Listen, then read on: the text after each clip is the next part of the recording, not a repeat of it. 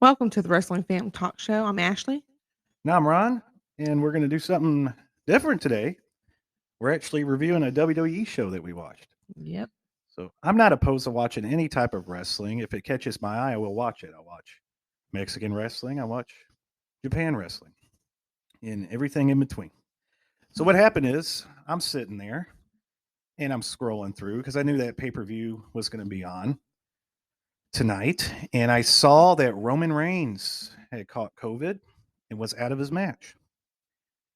I'll admit, I was not going to watch this show if it was going to be Roman Reigns versus Brock Lesnar. Yeah. Now, the premise of this is I have not watched WWE. I'll say it again if you listen to my other videos in a long time, maybe a couple years, 2-3 years. I'll catch a show every now and then. Just not really interested. But I saw Lesnar was put in to the main event, and it was made into a 5-way match. And the thing that caught my eye was Bobby Lashley and Brock Lesnar being in the ring together for the first time ever. And I remember in the mid 2000s when Bobby Lashley debuted, he was another huge body. It was like, oh, like I always wanted to see Batista versus Brock Lesnar, which we got a sample of in the 2003 Royal Rumble.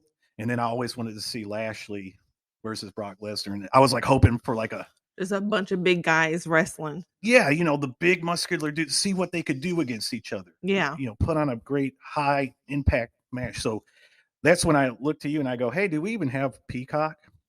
And you looked it up and we were on our last day. We were going to cancel it. I think I had you order it for, I think, a little bit of WWE, but mainly, and not afraid to admit this, Saved by the Bell. the new Saved by the Bell, which I haven't watched the second season.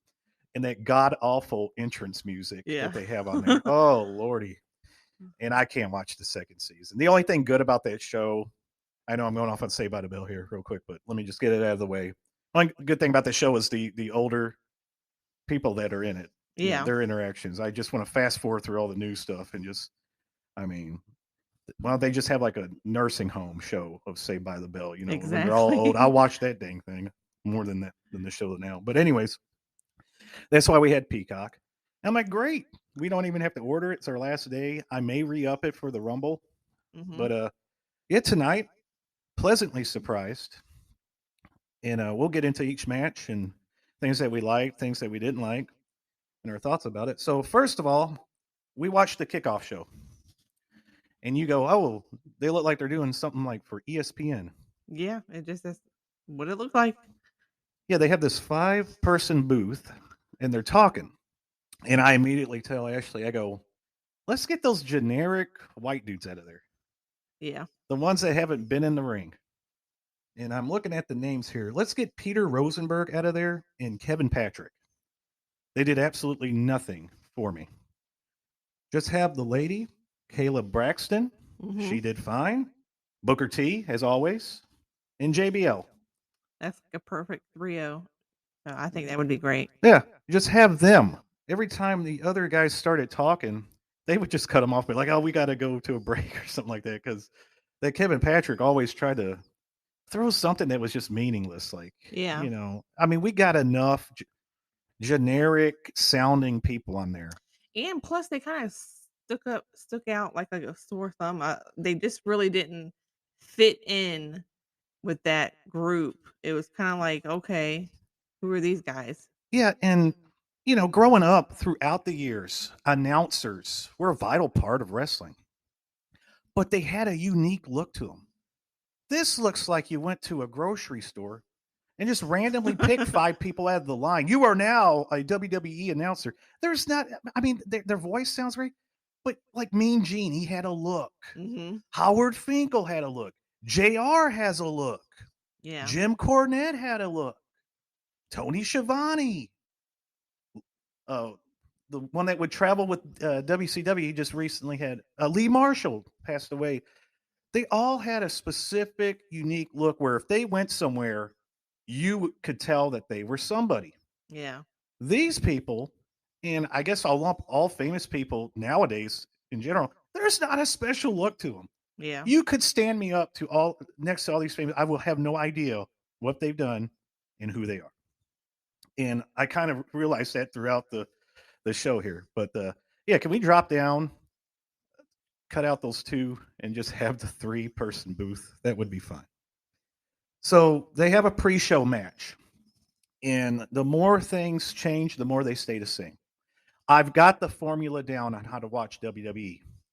Take a long break and then come back. Because as they showed the preview show, the individuals that are about to have matches with each other, they were having matches against each other and feuding when I left watching them. Yeah. So here we are again, which is fine. And then they show the matches that were leading up to the feud for the pay-per-view, and it looks like they have wrestled many weeks in a row.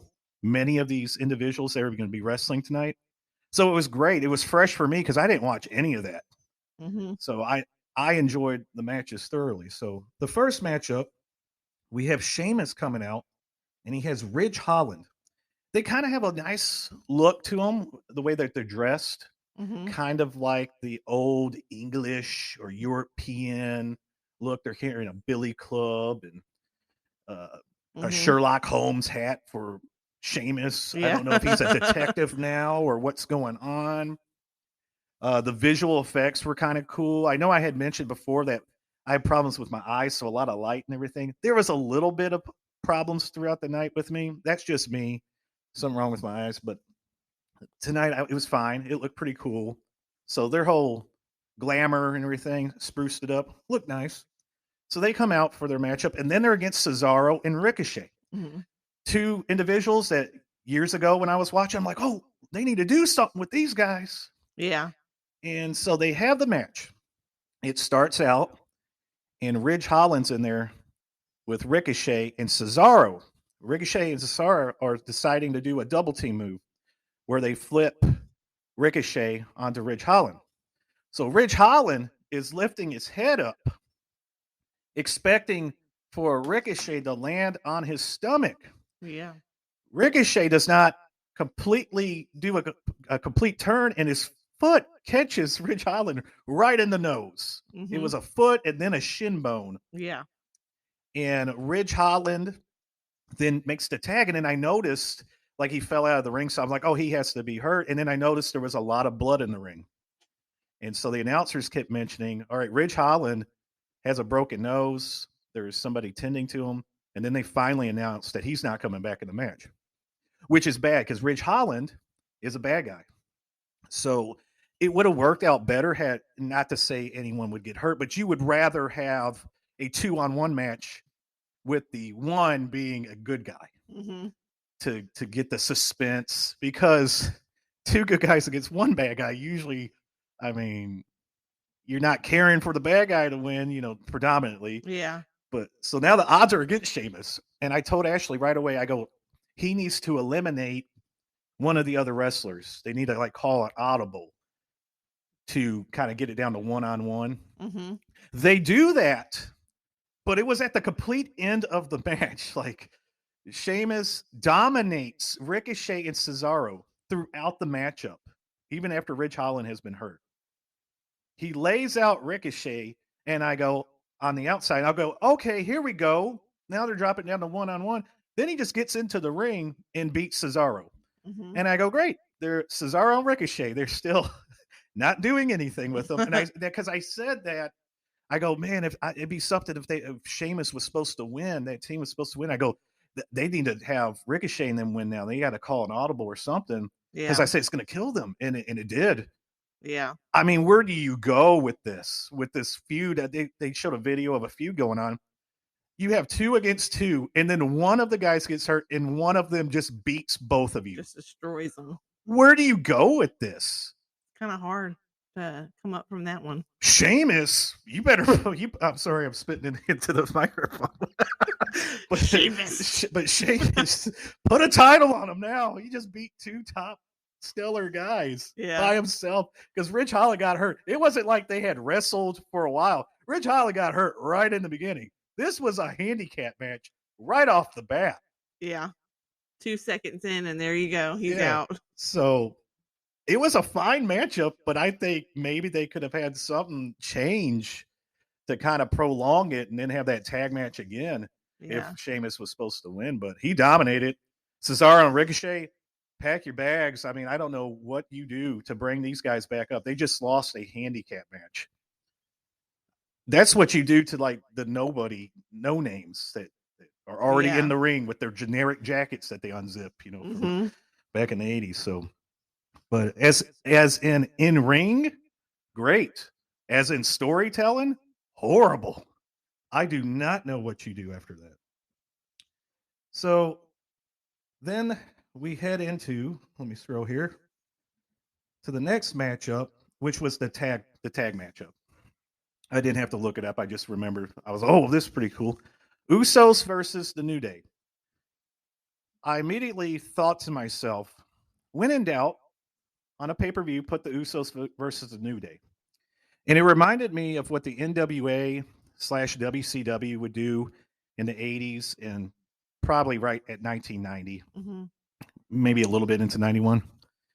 When in doubt, Rock and Roll Express versus Midnight Express.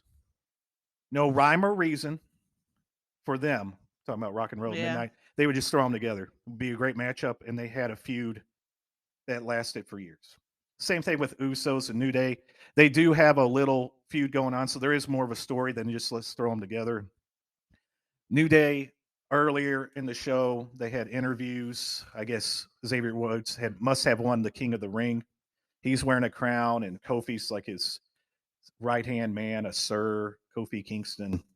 And they mentioned that they beat him like 4 weeks in a row. Yeah. And I go, great. I'm glad I missed that, because if this is your 5th time wrestling each other, it's not going to be as good. So it was great for me because I hadn't seen them wrestle in years. Yeah. So the match goes great. I like the Usos have changed up their look where you can actually tell who is who with the hairstyle. So that was great. Awesome match, as always, between these two tag teams. And the Usos end up winning with a 3D. Yes. I guess they call it the 1D, but they had the Usos kick it off because they always talking about day one-ish. And speaking of that, the funniest thing is when they had the police, the what was it, Fandango, and Tyler Breeze, the fashion police. Yes. When they did the 1 day is H. Like they were trying to detect, like, what does that mean? 1 day is H. But the 1 day, so it fit for them to win. They're still the tag champions. Perfect match. No complaints there on that matchup at all. There might have been, I can't remember if there was a few little mistakes in the ring, but I don't think so. They were pretty fluent in that matchup. And I think the right team won. Yeah. Because if from what I believe, Roman Reigns and the Usos are like on the top level. And speaking of that, I watched a little NXT last week as well. Look at me, just catching some WWE here. And their younger brother is on NXT. He looks great, so it would be great to see him called up and join their group. But it looks like he's trying to do his own thing, kind of break away. Which I think is a good thing. Yeah, I mean, you already have the Usos. Do you need 3 of them? Yeah. I don't know. You know me, I'm a collector. I could see, maybe teaming him up one day, but I think kind of letting him kind of come up a little bit on his own first before they do that would be kind of good for his career. Yeah. So throughout the show, they interview the participants of the 5-man matchup that's going to be happening. Again, generic guy interviewing Big E and throughout. So he says he's not, he's going to run through them all. Kayla Braxton then interviews Migos, who they keep mentioning, this group that their song is playing throughout the show. I have no idea who they are. Of course, I'm probably an out of touch, older guy. I'm not young anymore, so I'm probably that old man that, I don't listen to that music. It's my style anymore. So, but I don't have any clue who Migos are. Oh, I thought it was a wrestling little trio. Yeah. Is that who they were? No, they're a band. They're a group. Oh, are they? Yeah. Well, they were the singers. Their song was the one that was playing throughout the night. Oh. So I mean, they look like just 3 regular people. Again, I guess it's like we're going backwards. Like I remember rock stars and bands like, you see Snoop Dogg. They would actually be playing. You see Snoop Dogg, you see Dr. Dre, you see Eminem. they look like somebody. Def Leppard, if you go into the Rock thing, if Dolly Parton showed up or if there was Kenny Rogers there, Yeah. they look like somebody. These guys, again, look like they were at the grocery store and Mhm. we just grabbed them and now they're the Migos. Which, okay, great. So they're talking about they might get in that ring. So that's a little foreshadowing there. Then we have Madcap Moss versus Drew McIntyre. So Madcap comes out with Happy Corbin. That name and his outfit and his persona just do not match. Yeah, I looked it up. I think Madcap means what did I say? Essential or something like that. I don't know. But Madcap Moss, they probably just named him that because it starts with an M. They're like, Yeah. let me look for a word that starts with an M. And it's Madcap. I thought it was an angry hat. That was my. But you're also talking to the person in the first grade when they wrote a word on the board and the teacher said, hey, come out and let me know what it is. And I went, W hat. The word was what? So I see Madcap and I'm thinking, the Mad Hatter. Yep, That's what I exactly. thought. And then Happy Corbin, which is Baron Corbin, comes out trying to look like I equated him to Pitbull, Yeah. Mr. 305 worldwide. And the reason I mentioned that is because they had the Undertaker. I saw a clip of him introducing Pitbull at their Saudi Arabia event, and it just was weird. The Undertaker go, Mr. 305, Mr. Worldwide. Like the Undertaker in Yeah. character listens to Pitbull. Mhm. You know, I would expect it Metallica or something like that, Yeah. but I guess he likes Pitbull. But anyways, Madcap Moss looks great. They did a little skit. It was like the dad jokes I do with the kids where I know it's not going to be funny and then I die laughing. And Yeah. that's what he did. So I enjoyed that. And Drew McIntyre comes out looking like a ravishing Rick Rude type Mhm. wrestler. If he would cut his hair short, he would look like Rick Rude and it's later in his career. They put on a great match. No complaints there. Madcap actually saved Drew McIntyre. Drew McIntyre does a crossbody and Madcap catches him and kind of does almost like he was going to end up doing an Oklahoma Slam where you take the wrestler, he kind of stumbled back in the ropes. And what the Oklahoma Slam used to be is Yeah. what Dr. Death Steve Williams would do. He would pick him up, hit the turnbuckle, and then slam him. He kind of did that, but instead of doing a slam, he did the Razor Ramon throwaway over the head type of maneuver. So it looked great. And then his suspenders came off. And I thought, going back to being a safety representative back in the day, Yeah. what a safety hazard. Take those off. Take them off. It's a safety hazard. That could catch on something Yeah. or hurt somebody. But yeah, Drew McIntyre looked good. He picks up the win. Nice matchup. I would rather see Madcap Moss do something else. And Happy Corbin is always in the running for the most boringest wrestler every year. Yeah. I didn't like him when he showed up. I don't like him now. I'm sure he's a fine gentleman in real life. But based off of his wrestling and ring thing, like, I mean, wow. I mean, he's in the running with Jake Hager and Is this the snooze fest? and Sean Spears. They are in the running for the mayor of Snoozeville, and they will be hosting the event Snooze Fest coming up because wow, yikes! I'm just not entertained by the guy, just not. But yeah, so McIntyre wins, and then we have Kevin Owens getting interviewed, talking about the matchup. The main premise of these interviews are: what are you thinking about Brock Lesnar Yeah. entering the matchup? And Kevin Owens says his thoughts. And then we have the Raw Tag Team Championship match and the Street Profits versus RK Bro.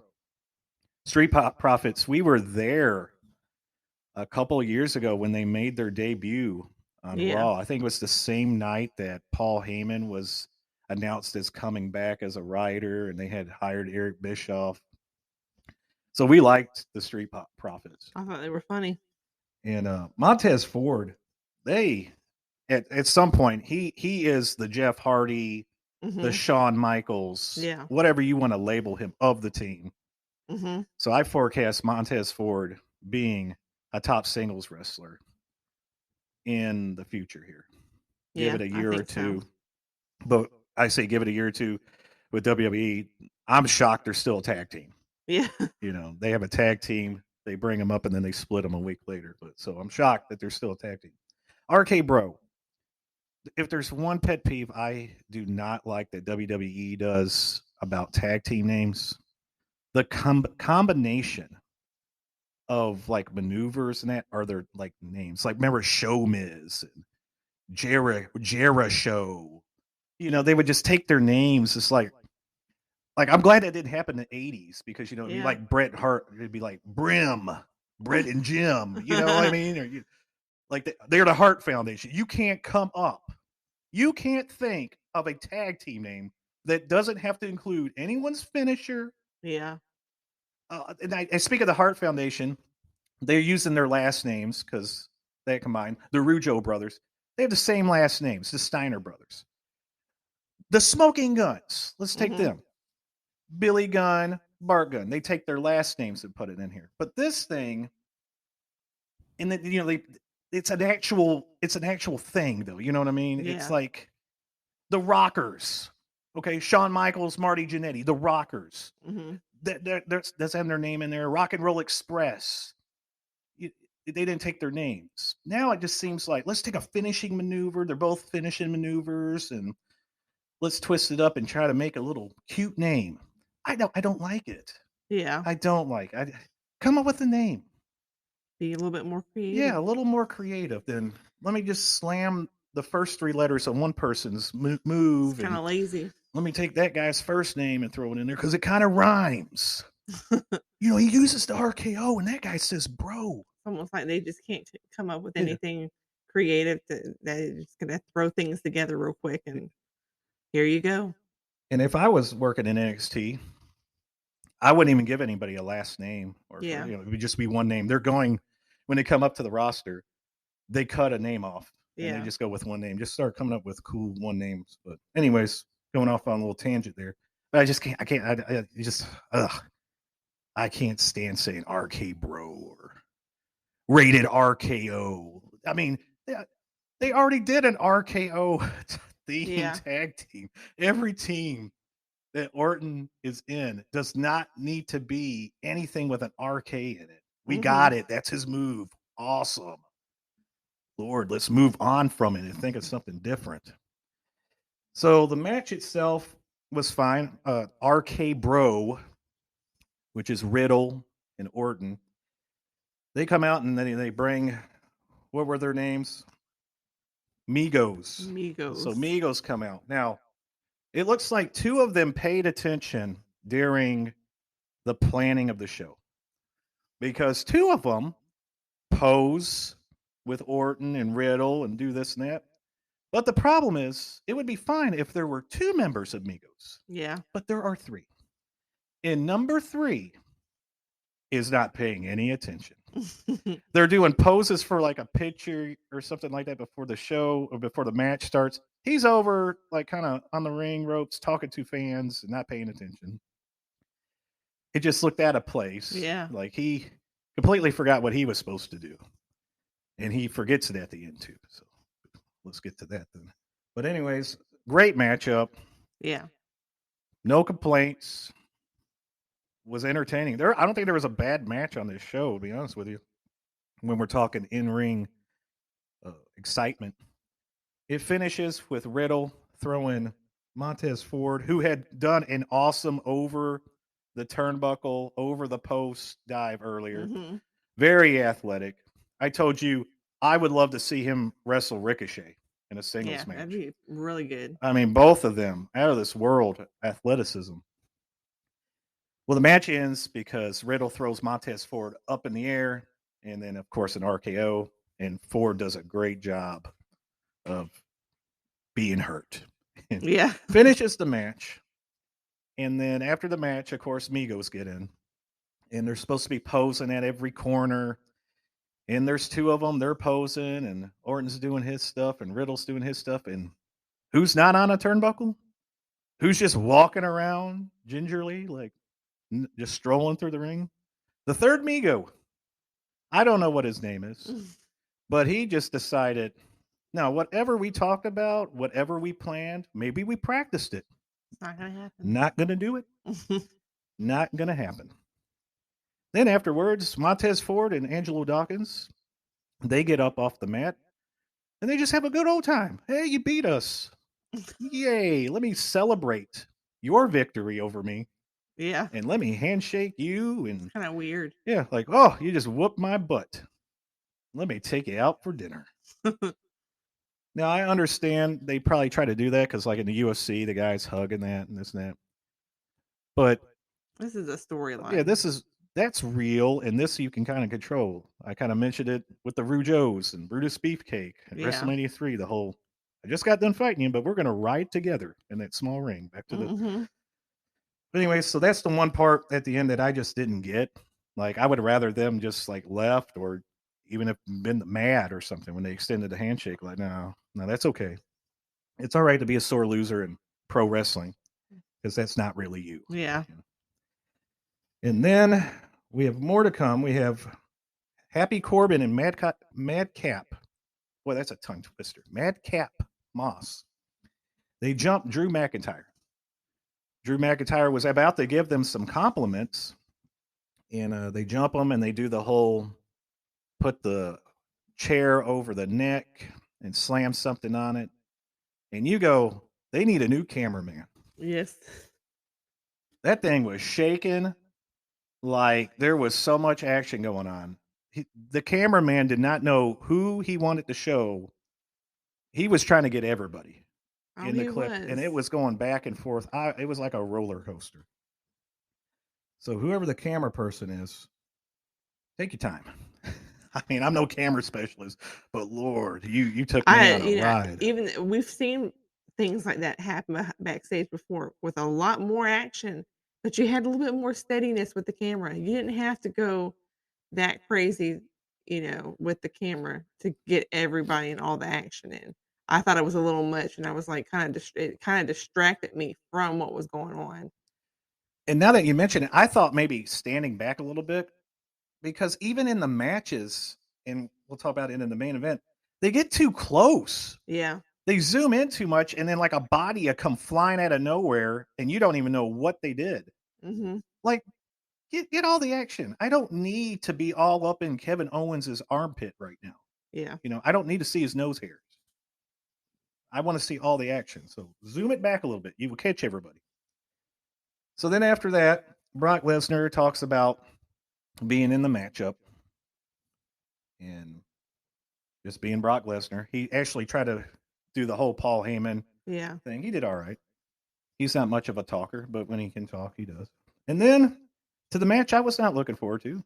I forgot it was even on here. The Miz and Edge, aka the watered down MJF CM Punk feud. I don't care. I didn't care. The match was fine. Yeah, it was pretty good. The big thing about this matchup that really stood out was the referee. Yes. You said it looks like she was on the toilet. The faces, it just didn't match of ref doing their job. Yeah, she was struggling on facial expressions. And Facial expressions, hand expressions, kind of a little bit of everything. then Stance. in the stance. I guess my thing is if you're a ref, the more you're not noticed, the better you're doing your Yeah. job. A lot of sticking the hand out. Who are you pointing at? What are you doing with your hand? Sticking the Yeah. hand out.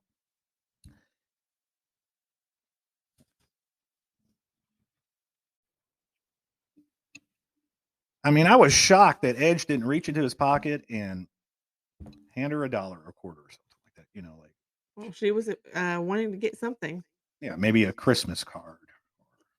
Maybe Exactly. the hand was just sticking out. I know a lot of refs do it. It just seemed like she was just standing out a lot. And then you notice the walking and she was just kind of in the way. Yeah, it was kind of distracting from the match a little bit because that's all I saw at points is Like, oh my We gosh, what is she stopped doing? we stopped watching what Edge and Miz were doing, and we were just watching the ref. Sorry to kind of rip her, but I guess I'm not sorry. You're in the top wrestling promotion. Yeah. You mean to tell me there's not a ref, another woman ref, another man ref that could do a better job in that situation? Well, like you said, you were talking about how they're kind of trying to go off of what they have with the woman ref of AEW, and Yeah, once she you just debuted. cannot compare her to her. Yeah, and then the next matchup, and we'll get to, had another woman ref, and she did perfectly Yeah, fine. exactly. She did perfectly fine. So what I'm talking about is, and I would be talking about a guy like this. Mm-hmm. Top promotion, you can't find anyone else.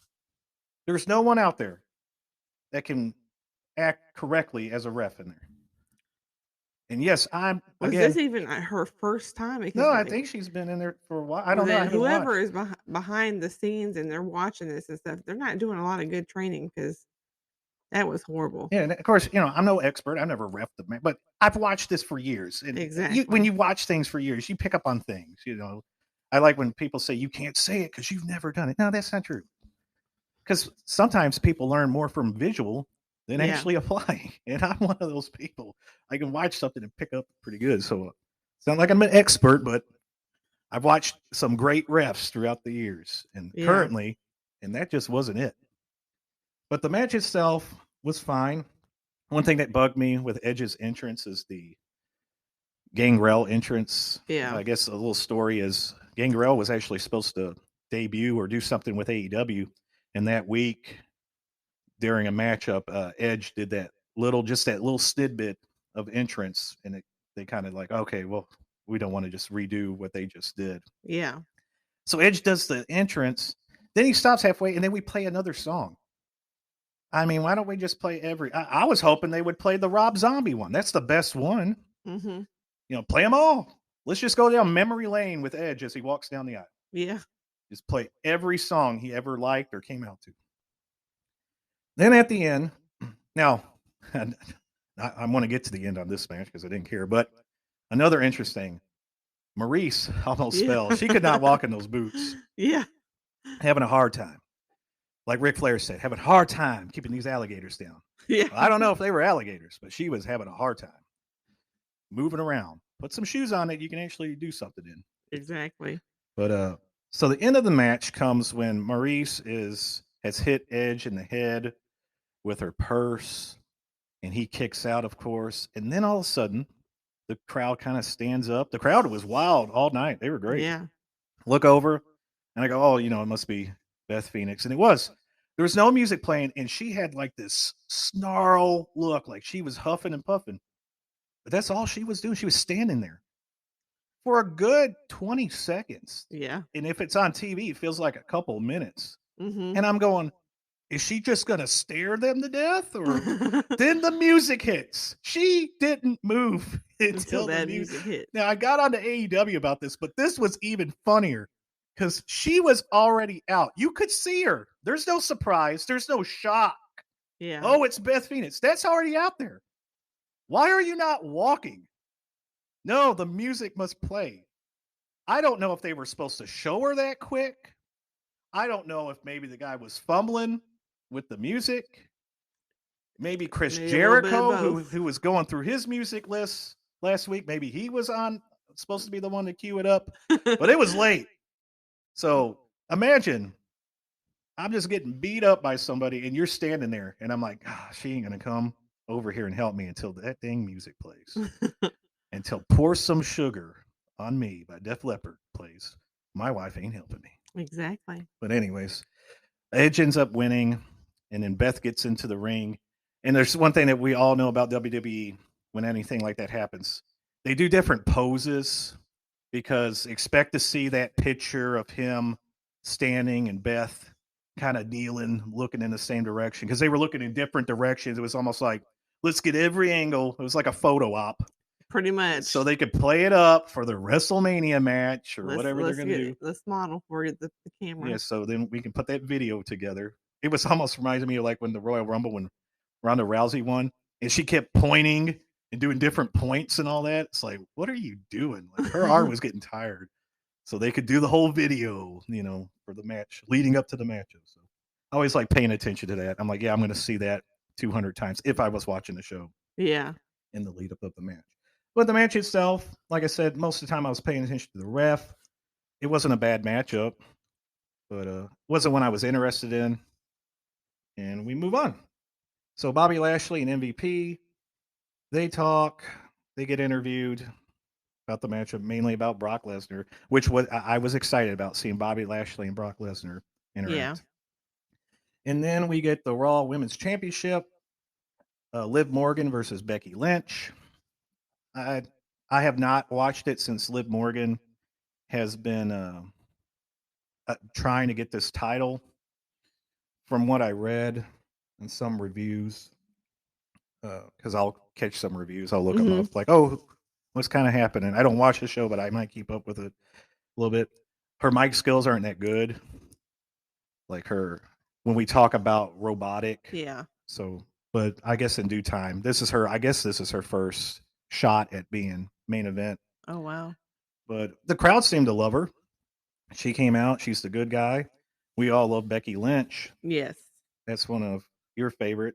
Well, that was one. Remember Bryce was in Yeah, awe when we saw a Becky Lynch look-alike that yeah, someone had dressed up just like her, and he yeah, was starstruck yeah, when we were going to a show before, and we had to stop. I had to stop her and get a picture with him, and he was just, and he thought that that was the real Becky yeah, Lynch, and and then he was shocked at like, okay, and but now she's in the ring.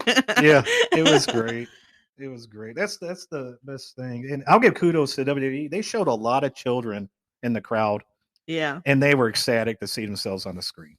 Oh yes, I thought that was a good thing. AEW will show the 40-year-old guy who's at every show, the Brock Lesnar guy, who wears the shirt, or just adults trying to do facial expressions to get on TV. And WWE does that too. It seems like I said before, everybody's just shocked to see something so that they could get on the TV. But I like seeing the kids because that's genuine. Yeah. That's not fake. They're really excited. They're really shocked. They're really scared.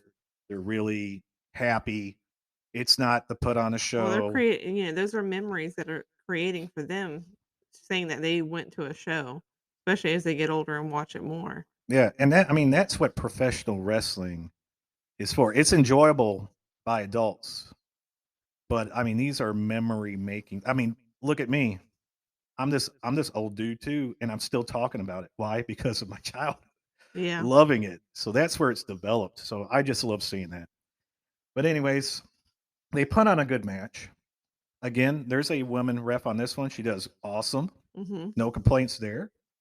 And the one thing I had a complaint on in the matchup is for some reason, I I think it's every women's title match I've ever saw, especially with Charlotte. The distress of the champion.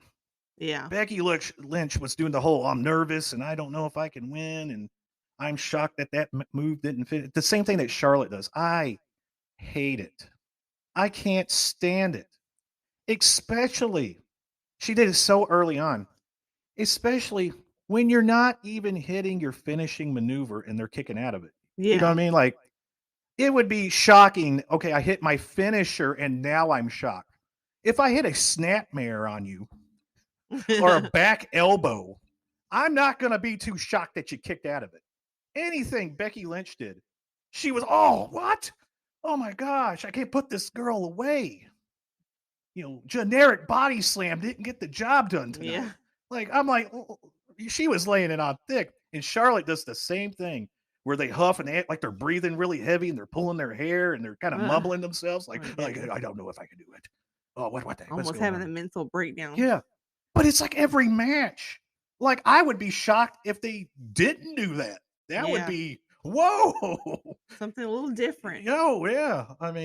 It is the complete opposite. But some of the moves she was doing was like you thought you were going to put her away with that move. Yeah, A minute exactly. in, you know. A finger flick. Yeah, finger flick, the finger point of doom that Hulk Hogan did to Yeah. Kevin Nash. If Kevin Nash would have kicked out of it, Hulk Hogan would have had the shocked face. What? I poked you. But she wins Becky Lynch wins with this generic, almost like a rock bottom, like Liv Morgan was about to hit a finish of hers. I don't know what it Mhm. is. But Becky Lynch does a rock bottom where Liv Morgan's feet were on the ropes and they just drop. And then it looks like Becky Lynch was supposed to put her feet on the ropes, but she's too far away. Oh my So goodness. she gets a clean victory. She put this girl away. No, no. And they even announced it like, oh, it looked like she was going to try for the ropes, but she didn't need it. It was a clean victory. So Liv Morgan, what do you do now? You Yeah. lost completely clean. It looked like it was supposed to be another cheating finish, but now, I mean, I'm sure with WWE, they just act like you didn't see it and They're they'll like remember you. it. They're like, oh, yeah. You didn't see it. Yeah. They'll just miraculously show a different angle and be like, oh, fuck, what's on the rope? Remember when they did that with AJ Styles and Luke Yeah. Harper? Oh my When goodness. they did not land at the same time. It was a good 20 seconds after like Yeah. Luke Harper won that battle royal and he fell. You know how they were trying to do the same time, and it was funny. Then the next week, Shane McMahon's watching the video. It's like it's just too hard to tell, and I'm like, yeah, okay. So you could literally do it. It Like, just don't say became. anything It was. about it if you don't want people to actually do call notice to it. It was more of a joke. It was more funny than anything. Seth Rollins gives his thoughts. It seems like when in doubt, Brock put Brock Lesnar in a match. That's from what it seems like. Mhm. Uh, in the lead up to it, they would show like Big E in the middle as the Yeah. champion, and there was four of them, so he's one of the people in the middle. And then when Brock Lesnar entered the match, he slid right in the middle, like pushed Big E to the side. Like it was all about Brock Lesnar. And Yeah. from what I've read, Big E's title reign has just been terrible, and it has nothing to do with him. I guess he's been losing. He just hasn't looked strong, and I feel bad that Yeah. that had to happen to him. So, and then this is just a foregone conclusion because they put Brock Lesnar in the middle. We already knew. So then we get into the fatal five way. All the competitors come out, which are the challengers. Seth freaking Rollins comes out doing a dance or something. I don't know what he was doing. It kind of reminds me of the music these days, where every song comes on. I don't know who sings it, but it all kind of sounds the same and the same premise. Yeah. Like, didn't I just listen to the song? You're like, no, this is a different one by somebody. I was like, it sounds the same. Seth Rollins, they're all doing the same thing. Then the fourth person to come out is your champion, Big E. Yeah. He doesn't even come out last. Three challengers, then the champion, and then Brock Lesnar. Yes, I get you want the big explosion. Yes, I get that Brock Lesnar is one of the greatest of all time. But why is your champion coming out before someone? And yes, it might be a minor tidbit. And Hulk Hogan would do this all the time, especially when he didn't have the title. You know, when that like Macho Man's title reign. Oh man, Hulk Hogan. Ugh. He Yeah. just had to be. It was like he was supposed to be gone, and he just made Macho Man play second fiddle to him. You know, like Survivor Series teams all come out together. Well, Hulk Hogan had to have a special interest, but that's what it felt like here. Like you get the world champion, but yeah, he's our world champion, but he's not more important than Mhm. this guy that doesn't have a title just because Exactly. he's more famous. So, so the match starts. Great matchup. Rollins and Owens were teaming up to take out the rest of them. Lesnar does a great job. He's really underrated on acting like he's hurt. I like when he gets clotheslined over the top rope. He has no Yeah. regard for his body, so he puts it all on the line. Maybe because he doesn't wrestle as much, Probably. so he's like, "Oh, I haven't been in here for a while. Let me be the one to take the harder looking Yeah. shots." And what I did like throughout the matchup, even though they only had it two times, Lashley speared Lesnar twice. Mhm. Lesnar didn't get any hits on Lashley, so it makes me think that okay, the matchup I've been waiting for years. Here we go. So Lashley looked really good in the matchup. Yeah, he did. When I talked about the camera earlier being too close, they did a nice spot where Owens does a flip, and I believe it was Lesnar Yes. puts his knees up, and then out of nowhere Rollins splashes Lesnar, and you look. And then they do the wide view. Oh, it was a frog splash. You're too close. I don't need to be Yeah. all up in there in that ring. I want to see the action. I don't want to be in the action. But in the end, Big E comes in because Lashley looks like he's about to beat Lesnar, and he hits the big ending. And I thought, wow, they're going to make Big E look good. Yeah. I didn't expect Big E to win, but I thought, okay, big ending on Lashley, big ending on Lesnar. Someone comes in, knocks him out, maybe pins one or the other, or whatever it may happen. But no, he big endings Lashley, tries the big ending Lesnar, and Lesnar hits an F5, and he's now your new champion. The young up and comer Brock Lesnar. Exactly. So like he's no your world surprise. champion. So every time he gets put into a match, it always seems like he's going to win. But like I said, those were minor complaints. Kind of It was a good match. I can say I really enjoyed it. Great pay-per-view. I mean, it's been probably one of the best pay-per-views I've seen in a while. It was WrestleMania kind of lineup. Like I told you, the only person missing was AJ Styles, but he's doing something with NXT right now. That was the best matchups they could do, I think. And I haven't been watching in a while, but I can't think of really that's anyone. probably why it was really great for you too. Yeah, that's why I looked it up and I saw names. I was like, wow, this is a pretty loaded thing. And then when Lesnar got put in that thing, I was like, oh, okay. Because I didn't really want to see Lesnar versus Reigns. Yeah. I mean, they wrestled so many times at WrestleManias, and it just hasn't like been there, seen that. Yeah, even though it's the opposite end right now with Reigns being the bad guy in that, still it's two same people. I don't know how much different it will be. Maybe seeing the same people wrestle on the main events time and time and time again. Yeah, maybe no excitement. Maybe they'll shock me. I don't know, because that's their goal. They want to just appease me. Yeah, exactly. But anyways, but no, all in all, great show. I know I say I can't watch WWE that much, and it's true. Most of the shows I can't. A lot of it's the lighting. A lot of it's just not interesting to me. But like I tell you, I'll tell you the truth. I'll tell you exactly how I feel. I don't care what company it is. If AEW does something bad, I'll tell you. WWE does something good, I have no qualms. I'm not on any side. What I hear about other people talk about is people fighting about the wrestling things. Like, what does it matter? You're not on the payroll. You're not. That's not your team. Yeah. Whoopity doo. It's like the people that get mad when their football team loses. Yes. Oh man, I would love to have my football team win, but I'm not on the team. When people go, we have won 3 Super Bowls. No, you've watched a favorite team win 3 Super Bowls. You did not win it. Yeah. Because you are not playing. You know what I mean? Like, it'd be like Stone Cold I'm a fan of Stone Cold. Have I been a world champion in wrestling before? Nope. Maybe I have. Maybe I should walk around. Me and Stone Cold, we have won the title. But anyways, all in all, great show. Just a little tiny complaints, but nothing to make me turn it off or say, oh, it's terrible, this and that. So if you have time to watch this show, even though I've told you who's won, but you want to see some great action, go ahead. I recommend this pay-per-view. You will not be disappointed. You'll enjoy the action. You'll see kind of the funny things I talked about. Where do they go with some of these storylines because of the mess ups, the unexpected injury, and then, I didn't put my foot on the ropes. Where do we go from here? Who knows? But all in all, the NXT show from last week and this pay-per-view, to me, WWE's been on a pretty good roll. Yeah, I would say that. In fact, if we were doing head-to-head versus WWE versus AEW, they take the week. Yes. If we're keeping score. They take the week this week. So, but I hope you enjoyed it, and I hope you join us again. Bye-bye.